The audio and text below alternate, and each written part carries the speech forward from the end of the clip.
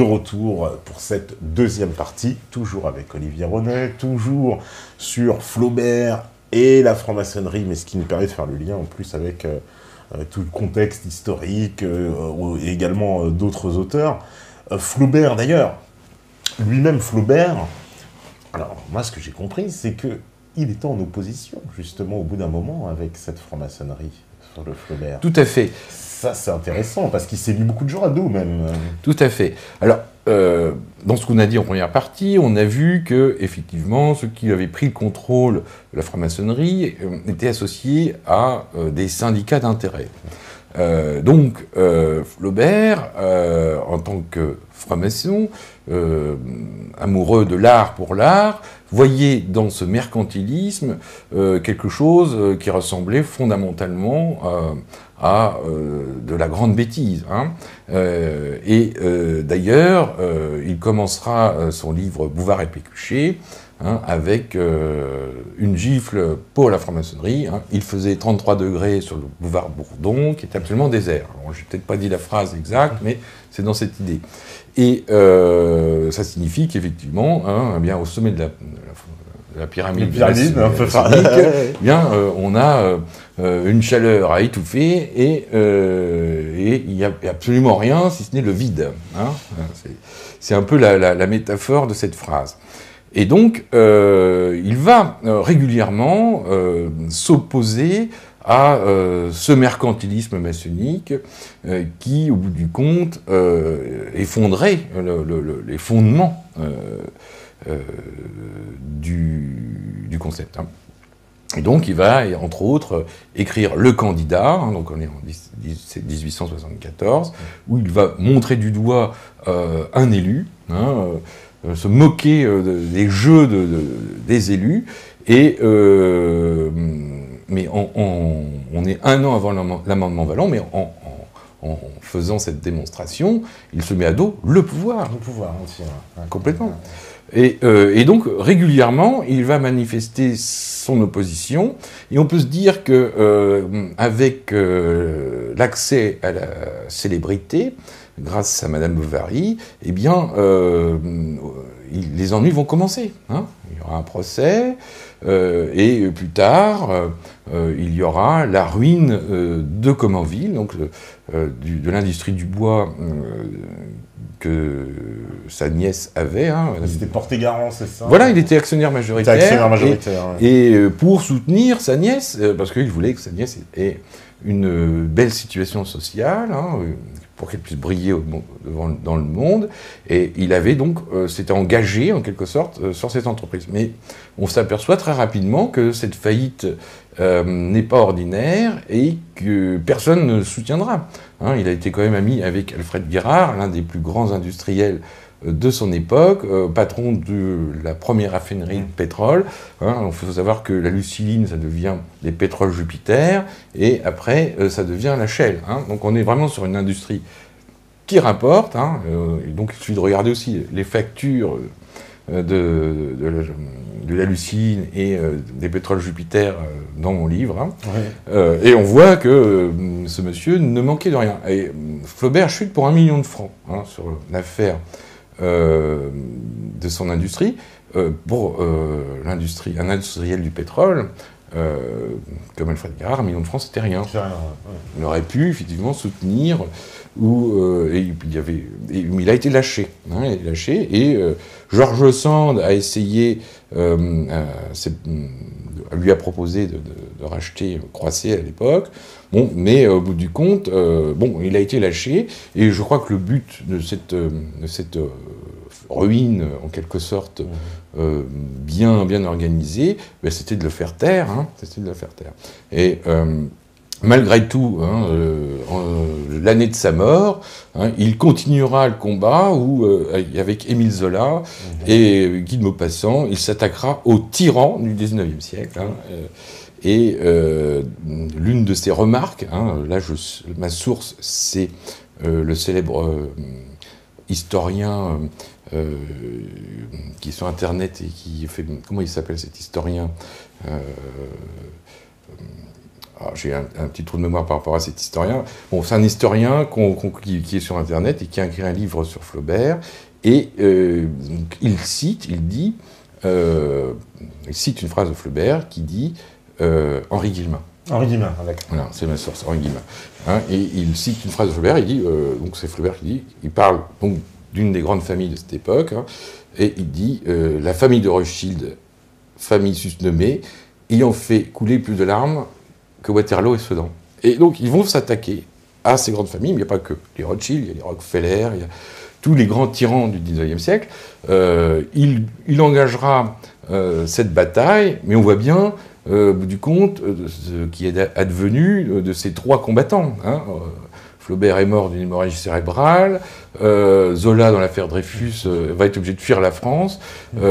Quant à Maupassant, peut-être que sa folie a peut-être été un peu aidée. Hein, voilà. Donc, c'était vraiment une période où Flaubert s'est vraiment battu pour l'authenticité, hein, mais au bout du compte, on a bien vu finalement que ce sont les syndicats d'intérêt, les grandes familles, les industriels qui ont gagné cette guerre. Parce que lui, il est très critique, moi ce que j'ai compris, de l'imposture du projet, on va dire, qui est présenté, parce qu'en gros, c'est comme si, enfin, moi ce que j'ai compris dans les extraits que j'ai lus dans le livre, c'est que Flaubert, en gros, il reproche à cette organisation de soutenir un projet, mais qui n'est pas, en fait, qui joue contre le peuple, mais qui se présente comme étant un peu quelque chose de populaire. C'est pour ça qu'il exècre le socialisme. Pour lui, c'est une escroquerie c'est un projet, en fait, qui vise à... C'est une imposture, voilà. C'est une imposture. C'est une imposture. Tout à fait, c'est ce qu'il met en avant. Mais bon... Parce que moi, quand je lis les extraits, on pourrait les coller à notre époque. Oui, tout à fait. La France qui part en sucette, pour rester poli, le délitement des valeurs, etc. On a l'impression qu'il l'a écrit avant-hier. Quand je lis les extraits, ils sont traîtres. Ça n'a pas bougé d'un poil. Hein. En fait, c'est que ça n'a pas bougé d'un poil. Voilà. C'est un peu ce que je démontre dans mon ouvrage, hein, Gustave Flaubert et le Grand Orient de France. C'est que, ça n'a pas... la démarche de Flaubert, elle est très contemporaine. Aujourd'hui, il aurait que des ennuis. Il serait procès sur procès sur procès. La litra, il aurait tout le monde à dos. Il aurait toute la file. Il aurait tout le monde à dos. Tout à fait. Parce qu'il était très très critique. Donc ça veut dire que c'est quelqu'un qui avait quand même... Donc c'est ça qui est quand même assez étonnant. Ça veut dire que finalement ce projet, maçonnique entre guillemets, mais dès le 19e siècle, en fait, c'est détectable. C'est-à-dire que voilà, des gens, entre guillemets, un peu plus éclairés peut-être que les autres, mais qui voient qu'il y a une imposture, qu'on est en train de changer la société, mais on l'oriente dans un sens qui... Mais Flaubert était au cœur du pouvoir, en tant que franc-maçon, et donc, de par sa posture sociale, et aussi en tant que franc-maçon. Donc il savait tout ce qui se passait, comme on a vu, ses proches, c'est un peu l'élite du pays, c'est Maxime Ducamp, c'est le général Cavaignac, et on peut tous les nommer, c'est Napoléon III, c'est le prince Murat, etc., etc. C'est vraiment... il connaît tout le monde, il est dans les salons. Ce qui est rigolo, c'est que à la fois Flaubert était contre la Commune, mais en même temps, il n'aimait pas beaucoup Thiers. Mais il était au courant de tout, parce qu'il fréquentait les people, on pourrait appeler ça comme ça, le haut du pavé, que ce soit au niveau de l'Empire, que ce soit au niveau de la République, que ce soit même au niveau de Charles X, sa famille est au sein du pouvoir. Donc il sait tout, il est au courant de tout. Et donc après, pour lui, prendre ses positions politiques correspondait à un constat de ce qui se passait.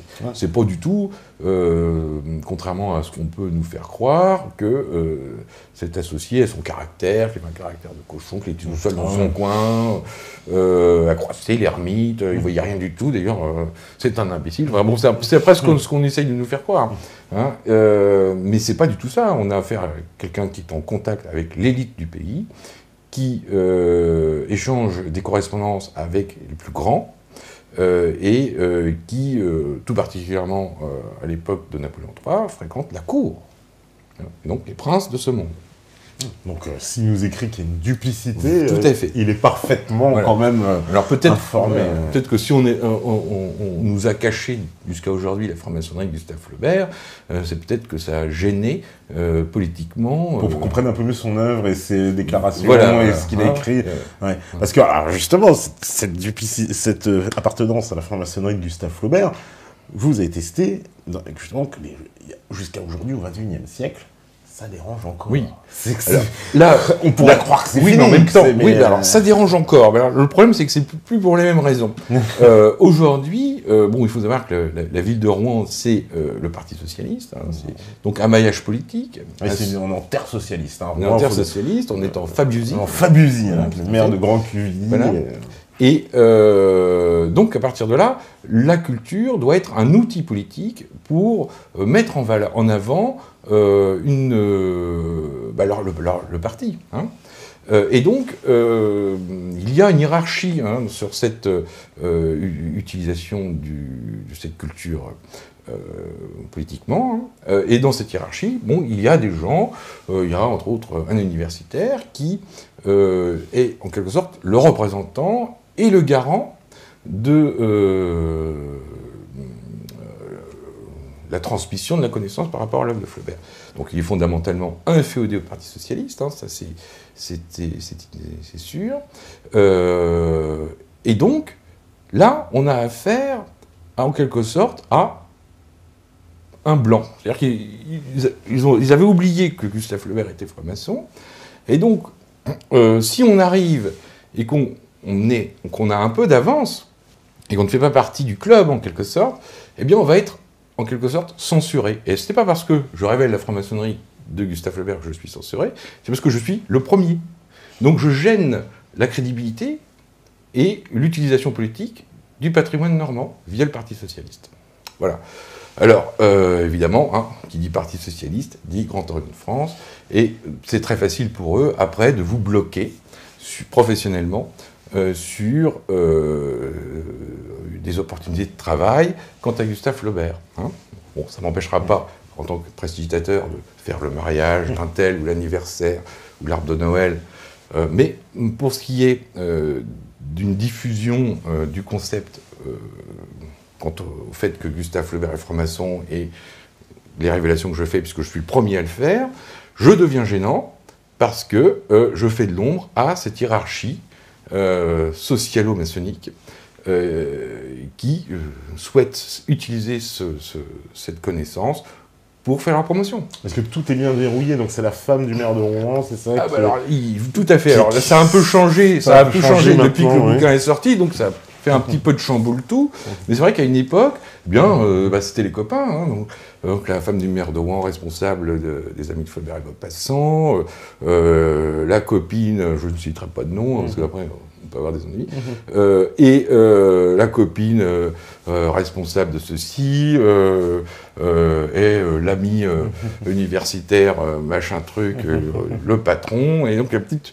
et derrière tout ça, comme un seul homme, et on travaille tous dans cet état d'esprit de confirmer un maillage politique associé au Parti socialiste, et Gustave Flaubert devient en quelque sorte un lièvre. Mais il n'y a pas que Gustave Flaubert, il y a aussi Jeanne d'Arc, il y a tout l'ensemble de ce qui touche la région au niveau culturel, et en quelque sorte utilisé politiquement, et les initiatives personnelles sont fondamentalement empêchées. Et si vous êtes trop virulent, vous risquez d'avoir des ennuis, comme tout le monde. Il y a même eu des menaces, etc. Voilà. C'est quand même assez incroyable. Des traquenards, alors je ne veux pas rentrer dans les détails, mais effectivement, fais gaffe à ta tête, fais attention à toi. Même il y a un bistrot, j'ai même plus le droit de mettre les pieds. J'ai plus le droit de prendre un café. Allez, hop, des insultes, etc. Et alors, ils essaient de vous toucher sur votre vie privée, bien sûr. Alors bon, moi, comme je suis très solitaire, c'est pas évident, mais là, j'ai l'impression d'avoir été un peu... je pense qu'ils ont réussi à toucher quelque chose, donc on verra ça, affaire à suivre. Mais oui, ils peuvent aller jusqu'à vous prendre un traquenard et vous mettre dans une situation embarrassante. Hein, fausses accusations, enfin, montrer du doigt. Hein, voilà, ça peut être une histoire de femme, tout bêtement. Hein. Ils sont assez redoutables. Ah ouais. Mais ce qui est assez étonnant, c'est de voir justement jusqu'à 2016, on continue à protéger ce qui nous semblait être que de l'information. Je veux dire, Flaubert, il est décédé quand même depuis un certain temps. Voilà. Oui, alors, à une époque, le secret était gardé, mais avec une volonté politique. Mais là, quand je parle de l'équipe actuelle, c'est uniquement une affaire de prestige. Hein. Ouais, c'est une affaire de prestige, ouais. Oui, c'est une affaire de prestige. Et je pense que si j'avais été dans l'équipe et en quelque sorte validé par l'universitaire, je serais aujourd'hui quelqu'un avec une belle notoriété à Rouen, c'est sûr. Mais il faut se plier. Et il faut se plier. Il faut se plier à leurs règles. Voilà. Alors, finalement, cette France de 1860 et la France qui va suivre, c'est un peu la même. On est encore dans la même. On suit toujours le même projet, quoi. C'est-à-dire que le projet initial de transformation de la société, comme il a été amorcé en fait au 19e siècle, c'est un processus qui va sans cesse, jusqu'à aujourd'hui, ne jamais s'arrêter, quoi. C'est-à-dire qu'une fois qu'on a atteint un but, il y a un autre, etc. Oui, après, bon, il y a le vecteur, c'est l'idée. Alors, l'idée, les socialistes actuels ne sont pas les socialistes à l'époque de Saint-Simon, puisque Saint-Simon était fondamentalement catholique. Bon, après, mais il est vrai que la génération, quand on cache les choses, hein, progressivement, on transmet, mais on transmet, on descend d'un pas. Et on transmet, on descend d'un pas, et on transmet, on descend d'un pas. Et on arrive sur une génération, qui est la génération actuelle, d'individus qui pensent être socialistes. D'ailleurs, Hollande ne l'est plus, hein, on n'est plus socialiste. Macron non plus, ils ont compris que c'est vrai. Hein, voilà, c'est à cause de Rocard, d'ailleurs. De toute façon.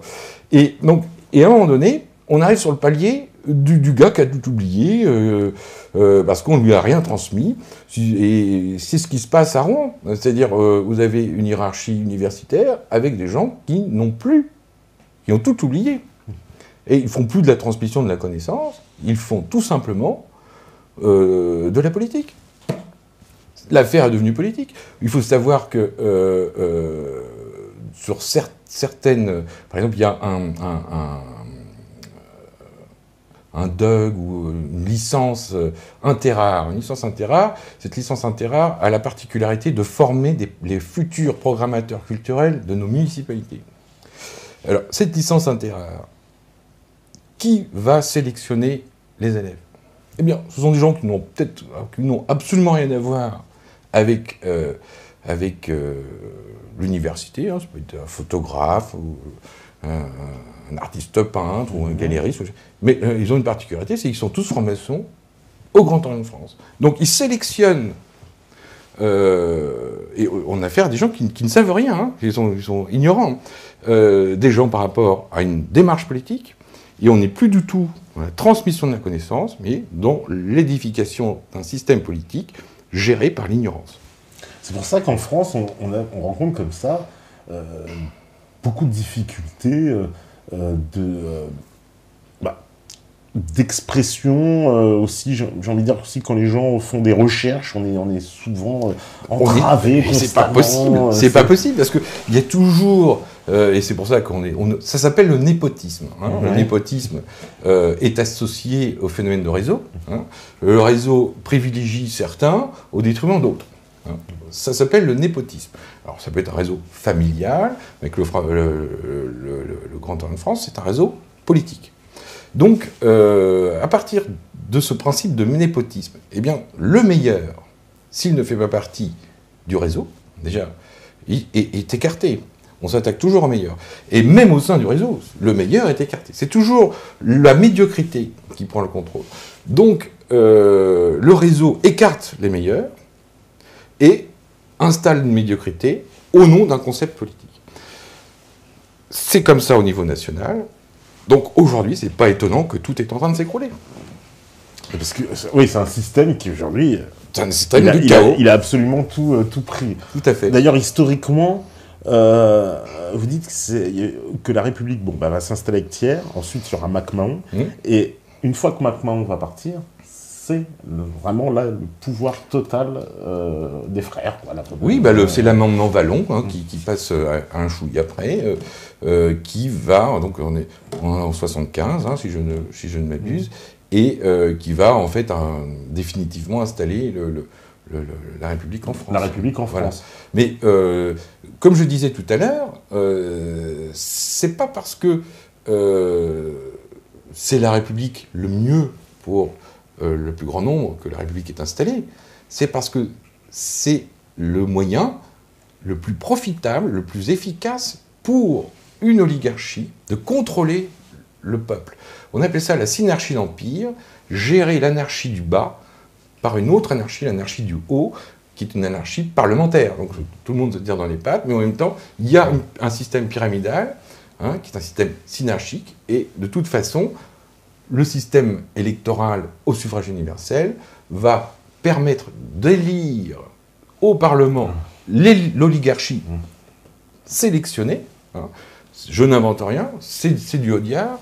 Ouais, c'est du Audiard. Voilà. Ouais. Et au bout du compte, cette oligarchie, parce qu'elle se retrouve en haut du pavé, grâce au système, c'est une révolution sans fusil, parce que cette oligarchie est au sommet de la pyramide, et qu'elle a été élue au suffrage universel, donc légitimée, elle pourra, sans se faire prendre, sans se faire montrer du doigt, puisque au bout du compte, c'est le peuple qui l'a élue, organiser une tyrannie, qui sera une tyrannie d'intérêt pour le plus petit nombre, pour cette oligarchie.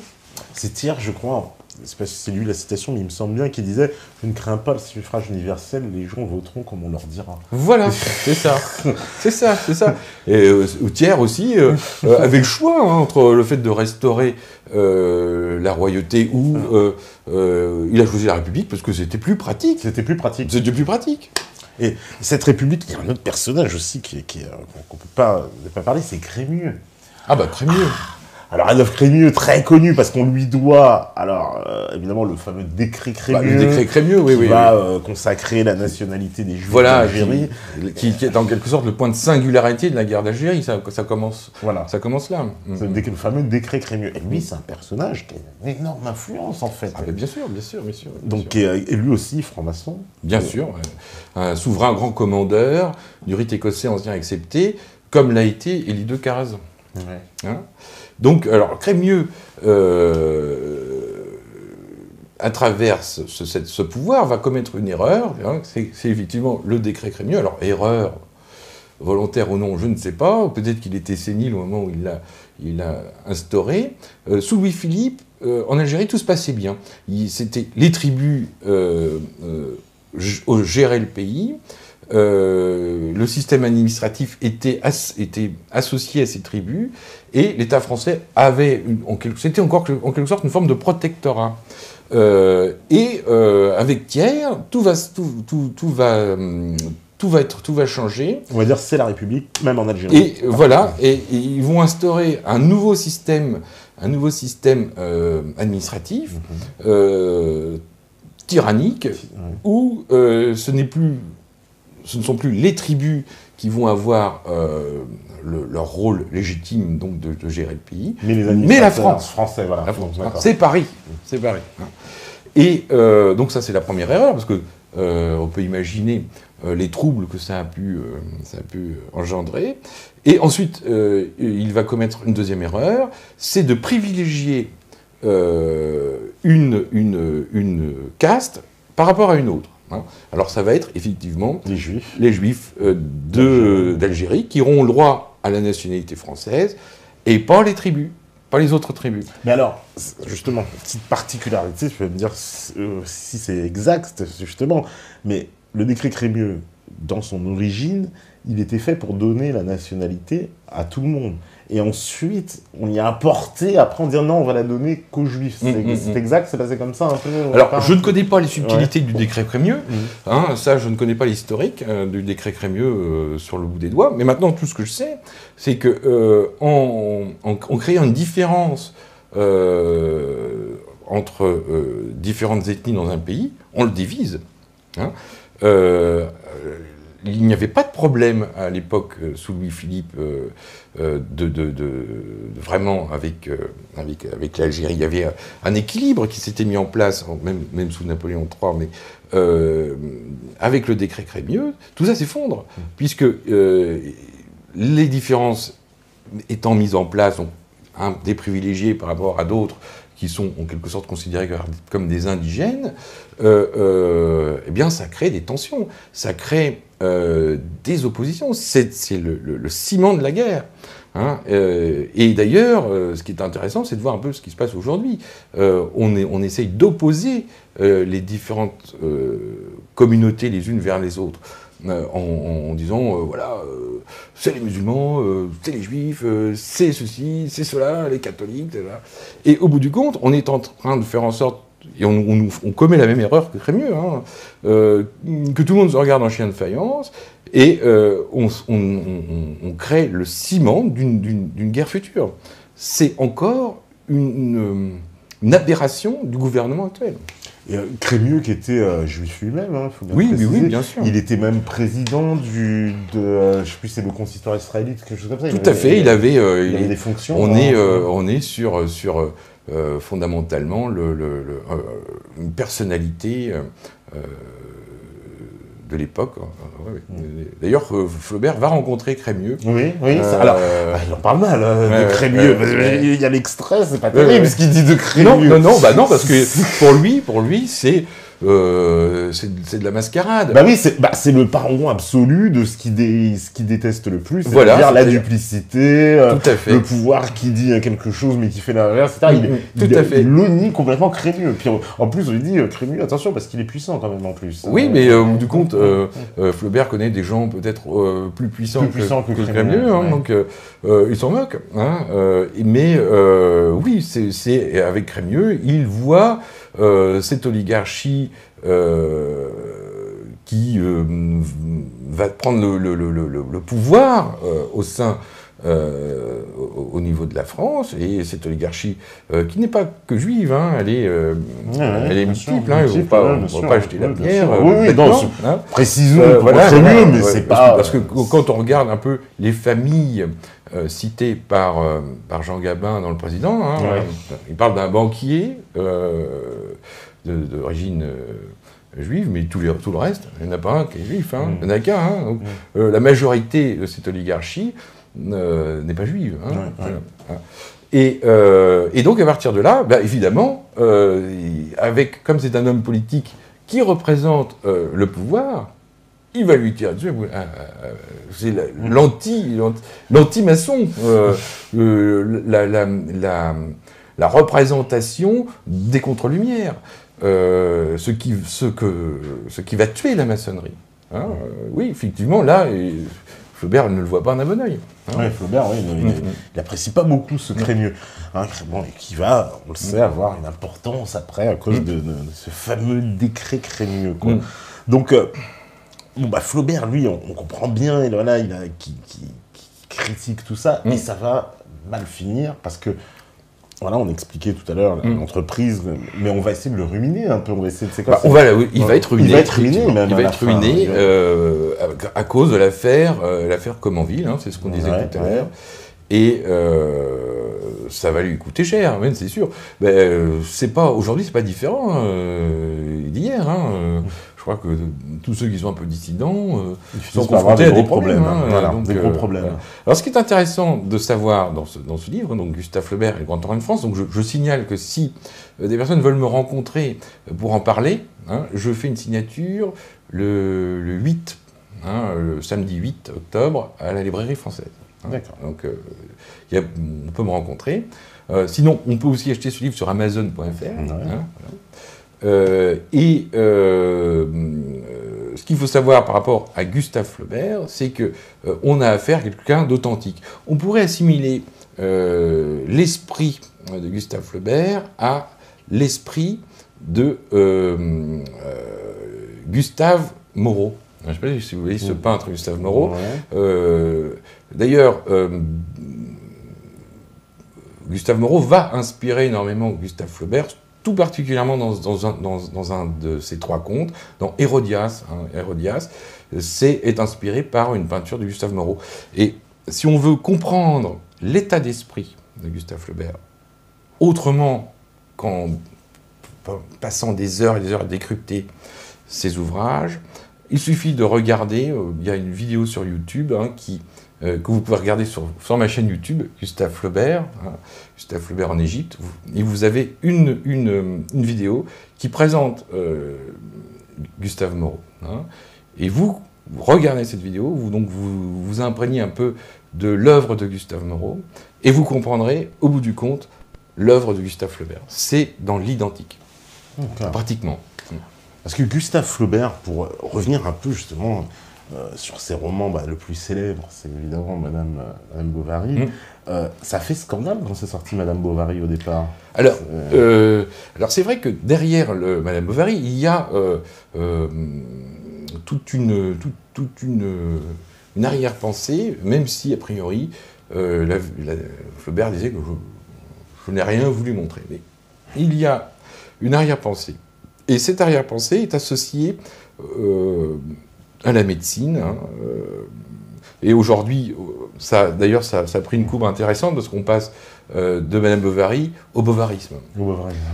Et donc Flaubert avait déjà, en quelque sorte, fait une étude là-dessus et s'est intéressé au problème du féminin. Le problème du féminin, on le retrouve aussi dans l'œuvre de Gustave Moreau. Et tout en faisant ce travail, eh bien, il va être, quand le livre va sortir, il va être attaqué. Alors, est-ce qu'il va être attaqué officiellement? C'est pour insulte à la religion catholique, blasphème et outrage aux mœurs publiques. Mais je pense que derrière ces accusations, parce que le procureur de la République, à l'époque, celui qui l'accuse, n'est pas de confession catholique. Et d'ailleurs, Flaubert le fera remarquer avec un peu d'humour. Voilà. Et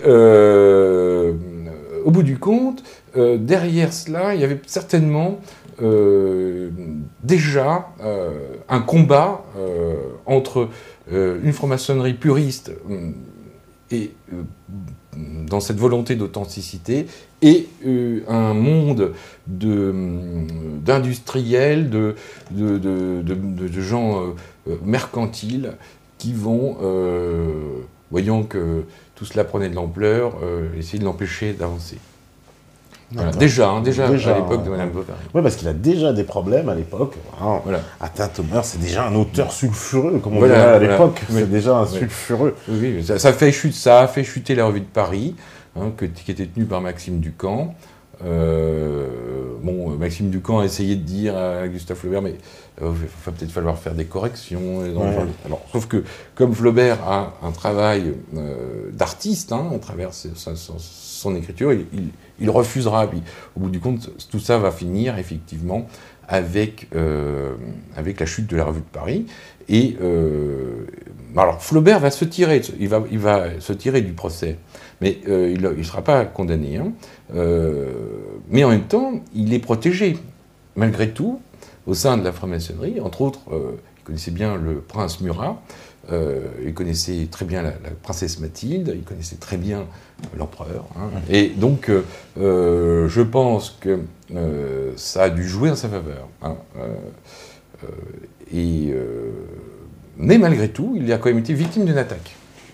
Parce que s'il avait vraiment s'il n'avait pas eu ces relations-là, il aurait été condamné. Oui, certainement. C'est sûr. Donc, à la fois, il a été protégé. Alors, il y a son avocat qui a fait effectivement une belle prestation, mais on sait comment ça se passe aujourd'hui au niveau de la justice. C'est pas parce qu'on a un bon avocat qu'on gagne. Ah non, ça c'est clair. Voilà. Sauf que c'était encore pire à l'époque. C'était encore pire à l'époque. Et oui, il a bénéficié de ces protections, par rapport au plus haut niveau. Mais en même temps, il a quand même été attaqué. Mais c'est pas que lui, hein, c'est toute une équipe. Hein. C'est la Revue de Paris, Maxime Ducamp, les amis de Maxime Ducamp et Flaubert, certainement par rapport à un combat qui était déjà en place entre cette idée de mercantilisme et cette idée d'authenticité. Alors, on retrouve ça aussi avec l'affaire de La Fontaine de Louis Bouillet. C'est-à-dire que Louis Bouillet, Louis Bouillet, qui était un grand ami d'Alfred Gard, d'ailleurs, Louis Bouillet meurt. Hein, et donc, Flaubert propose de mettre en place, gratuit, enfin, sans demander de subvention à la mairie de l'époque, au conseil municipal de l'époque, l'autorisation de placer une fontaine avec le buste de Louis Bouillet. Et encore une fois, là, pour des raisons inexplicables, la mairie va essayer d'empêcher l'édification de cette fontaine. Et là, on a cette célèbre lettre de Gustave Flaubert à la municipalité de Rouen, que j'ai dans le livre, et qu'on pourrait calquer point par point à la municipalité de Rouen d'aujourd'hui. On pourrait mettre la même chose, la lettre de Gustave Flaubert, c'est exactement la même chose. Oui, parce qu'en plus, maintenant, elle y est en plus cette fontaine. Alors, elle a été déplacée, mais il a eu gain de cause. Hein, il a eu gain de cause, mais peut-être qu'en faisant un peu de tambour, des fois, on obtient un peu ce qu'on veut. Hein. Il y avait quand même du monde derrière. Il y avait les frères Goncourt, il y avait Georges Sand, il y avait des célébrités hein, qui soutenaient Louis Bouillet. C'est uniquement deux, trois fripons hein, à la municipalité de Rouen. Alors, il les cite, hein, bien entendu. Et fripons qui étaient eux aussi francs-maçons. Hein, faut le savoir. Toute la famille. La foire d'Empoigne. Ça se déchire un peu, c'est en famille. Hein, voilà, c'est un peu ça. Hein. Donc, Flaubert, voilà, donc il est complètement, effectivement, au fur et à mesure, poursuivi, en tout cas, poursuivi, c'est peut-être pas le bon terme, en tout cas, il est harcelé, on va dire, pour. En tout cas, lui donner une mort sociale, quoi. Non, mais le problème de ce jeu, et là où ça devient redoutable, c'est que la force de ces réseaux, c'est ça se passe pas par le harcèlement, ça se passe par le coup bas.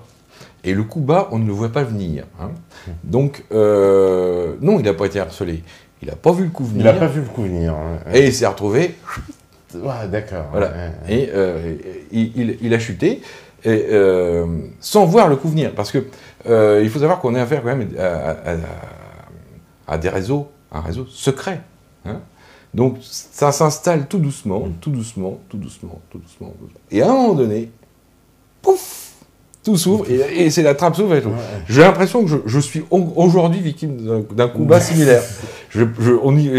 Bon, comme je vois un peu le truc se mettre en place, je devrais pouvoir me défendre. Mais le coup bas vient de la mairie. Et tout doucement, le truc s'installe. Et puis, jusqu'au moment où... Et là, paf.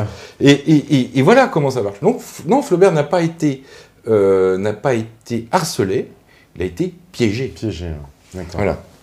Alors vous, d'ailleurs, vous avez pu faire une exposition, quand même, au musée Flaubert. Alors, tout ça a une histoire. Hein, oui, bien sûr. Alors, oui, expliquons-la un peu. Bon, moi, à l'origine, en tant que prestidigitateur, je n'ai pas j'avais pas l'idée, à l'époque, de faire quelque chose sur Gustave Flaubert. Je faisais tourner une exposition qui s'intitulait « De la lanterne magique au numérique hein, », donc l'univers de Georges Méliès. Mais au bout de 20 ans, on se dit on va changer de sujet. Et je me suis aperçu que le voyage en Égypte de Gustave Flaubert n'avait jamais été traité. Hein, on était en 2010, 2009, hein, je ne sais plus exactement, et je m'aperçois de ça. Et alors je me dis, je vais traiter le sujet, et je vais changer, je vais passer de Méliès à Gustave Flaubert. Et donc, je monte une exposition sur le sujet, une conférence, d'ailleurs, une conférence qu'on retrouve dans le livre ici, qui a été présentée au musée Flaubert, un spectacle de magie orientale, un film, enfin bon, quelque chose de très complet autour du voyage en Égypte. Je présente ça à la mairie de Rouen, bloqué. Là, bloqué.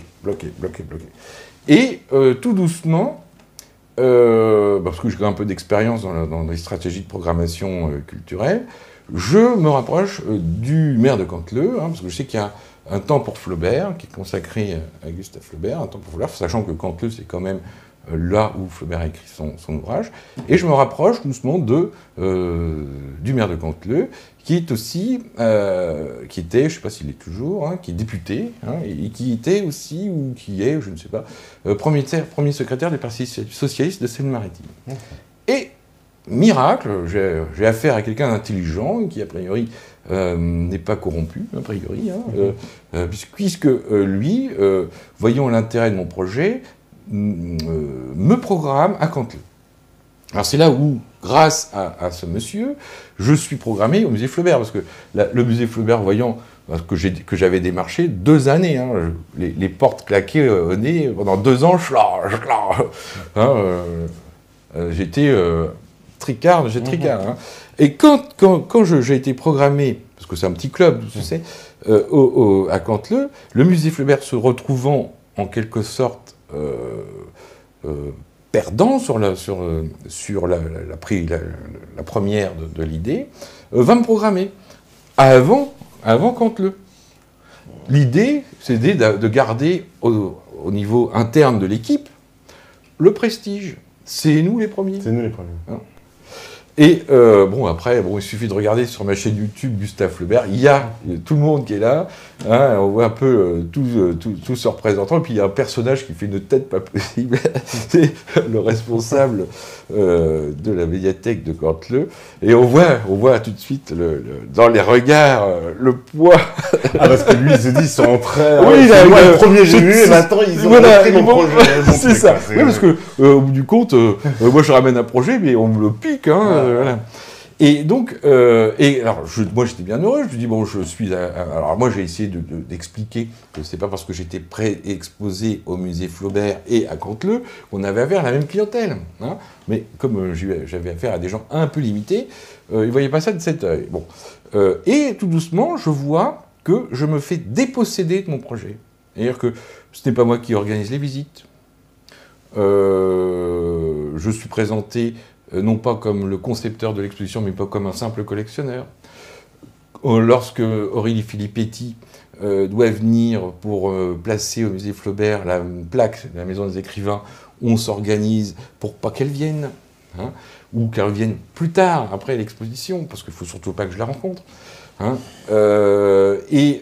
Progressivement, on me met de côté. Et je me dis, c'est pas grave, on met de côté, c'est pas grave. Donc je finis ma prestation de janvier 2013 à août 2013, et là, je commence à démarcher pour vendre mon projet, pour faire tourner. J'avais quand même investi 20 000 euros sur cette affaire. Et là, non. Toutes les portes se ferment. Tout. C'est pas possible. J'ai exposé au musée Flaubert. J'ai exposé à Canteleu, là où il est né, ou pas là où il est né, et là où il a vécu et travaillé. Il n'y a aucune raison qu'on ne me programme plus, quoi. J'ai toutes les références, et en plus, ça a eu du succès. Alors j'envoie un leurre. Parce que l'exposition a eu du succès. Bien sûr. Ils ont même fait de l'argent avec. 4 000 euros de bénéfices. De net, tout payé. Moi j'avais quand même investi 20 000 euros là-dessus. Et là, je me suis dit, bon, il y a un truc. Donc j'envoie un leurre. Alors le leurre, c'était de faire croire que j'allais toucher une subvention de 30 000 euros. C'était un ami qui est une grosse entreprise d'informatique en Bretagne, qui devait me la donner. Alors, je ne savais pas qu'on était amis. Bon, le gars polytechnicien, machin, gros chiffre d'affaires, etc. Bon, docteur, machin, bon. Pour ces petites personnes, ça ne pouvait pas être mon ami. Et là, qu'est-ce qui se passe? Eh bien, par écrit, je me fais descendre et on essaie de me piquer les 30 000 euros en disant qu'avec moi on ne peut pas défiscaliser, mais là on peut défiscaliser, donc au bout du compte il va faire des économies en leur filant l'argent à eux, donc en les mécénant eux, et non pas moi. Sauf que c'était un leurre, tout ça était faux. Et là je me disais, non, je ne dirai pas le mot. Et donc je me suis aperçu qu'au bout du compte, qu'avec mon exposition, je ne pouvais plus rien faire parce que le maillage politique mis en place par cette petite mafia socialiste m'empêchait de tourner. C'est hallucinant. Et là, je me suis dit, alors comme je savais qu'ils étaient tous francs-maçons, au Grand Orient de France pour la plupart, hein, ça m'a donné l'idée, puis j'ai commencé à faire des rapprochements, et tout doucement, j'ai découvert, ça a été un déclencheur, un choc, hein, que Gustave Flaubert était franc-maçon, et j'ai écrit Gustave Flaubert, le Grand Orient de France, et là, j'ai lancé cette information qui n'avait encore jamais été révélée aujourd'hui, hein, la franc-maçonnerie de Gustave Flaubert. Et en même temps, je fais un parallèle entre Flaubert, son époque, et aujourd'hui. Et aujourd'hui. Parce que c'est encore les mêmes imbécilités, les mêmes niaiseries, les mêmes coups bas, la même médiocrité, la même bassesse d'esprit. Il y a un contexte politique en plus commun, c'est ça qui est assez étonnant, puisque le Grand Orient de France, il existe encore, il a encore beaucoup d'influence. Les socialistes dirigent encore la région. Alors plus beaucoup. Plus beaucoup, parce qu'ils sont fait virer un peu là dernièrement. La région et la Conseil général ont basculé, parce que je crois qu'il y a pas mal de gens qui sont un peu mécontents de ces comportements, parce que ça se sait. Hein, ça se sait, hein, même au sein du parti, du parti socialiste, il y a des gens qui sont mécontents, avec en plus ce qui se passe au niveau national, progressivement ces gens-là perdent du territoire. Mais heureusement, parce que sinon tout est bloqué, tout est verrouillé. Hein, c'est absolument ahurissant. Et encore, hein, il reste encore quelques bastions, entre autres la mairie de Rouen, et ces gens-là ne sont pas très ouverts. Alors, il y a cet épisode, parce qu'en 2013, j'ai quand même été rencontrer le maire de Rouen pour lui proposer mon exposition. Et je lui explique en 2013 qu'il y a, avec cette exposition, donc le voyage en Égypte de Gustave Flaubert, un moyen de montrer l'influence positive de la France en Orient. Et donc, à partir de là, de permettre une déradicalisation, hein, d'un problème islamique naissant. Hein, qu'à partir de là, on ne peut pas reprocher à la France d'être contre l'islam, dans la mesure où la France a organisé l'autonomie de l'Égypte et, au bout du compte, permis aux frères musulmans d'exister. Donc la France n'a jamais été contre les musulmans. Et donc, à travers là, pacifier un peu le volcan qui commençait à chauffer. Réponse du maire de Rouen. Et vous savez, monsieur René, je suis professeur de français. Très bien, monsieur le maire, très bien. Voilà. Et après, blocage. Partout. Alors, on peut se poser la question, avec ce qui s'est passé récemment, de savoir si on n'est pas dirigé par des imbéciles. Hein, parce qu'il y avait quand même, à cette époque-là, donc en 2013, la possibilité déjà d'engager quelque chose. Eh bien, la réponse a été simple. Nous avons un prestige à conserver. On ne voit pas les coups venir. Je pense qu'avec ces gens-là, il n'y a pas de stratégie dans le temps. Hein. Et on vous empêche de travailler parce qu'on a un maillage politique qui a décidé que la politique, ce serait ça et pas trop. Donc, même jusqu'au principe, j'ai quand même bien vendu mon truc en proposant un concept de déradicalisation. Eh ben non, ça n'a pas été pris en compte. Et en plus, on a essayé de me piquer du fric via les subventions, etc. On a essayé de m'empêcher de rencontrer Aurélie Filippetti, etc. Et bien, ça continue encore. Ouais, c'est du grand n'importe quoi. On va faire la deuxième pause et on est déjà arrivé. Ouais. Et voilà, la régie, elle est prête. Et puis, on revient pour la troisième partie. Et, on va répondre, évidemment, dans cette troisième partie, aux questions des métanautes. Et c'était à prévoir, il y en a beaucoup. Allez, à tout de suite.